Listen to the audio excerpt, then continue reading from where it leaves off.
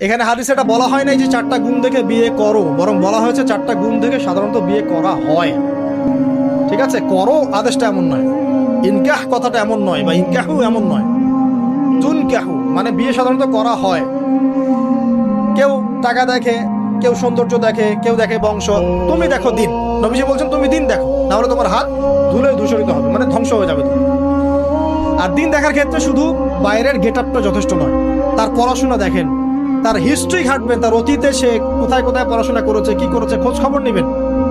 হুট করে তাড়াহুড়া করে কোনো ডিসিশন নিয়ে ফেলবেন না, এটা খুব ভুল করে মানুষ। ঠিক আছে, তার হিস্ট্রি ঘাটেন, যে সে কোথায় পড়াশোনা করেছে, কি করেছে না করেছে, তার পরিবারের বায়োডাটা ঘাটেন, তার পরিবারের সদস্যরা কেমন, নামাজ পড়ে কিনা, তার ইসলামের প্রতি কেমন ধারণা পোষণ করে, তার মাকে দেখেন, তার মা পর্দা করে কিনা, তার মা ইসলামের উপর আছে কিনা, তার নানীকে দেখেন, তার পরিবার বর্গকে দেখেন, তারপর আপনি ডিসিশন নেওয়াটা সহজ হবে।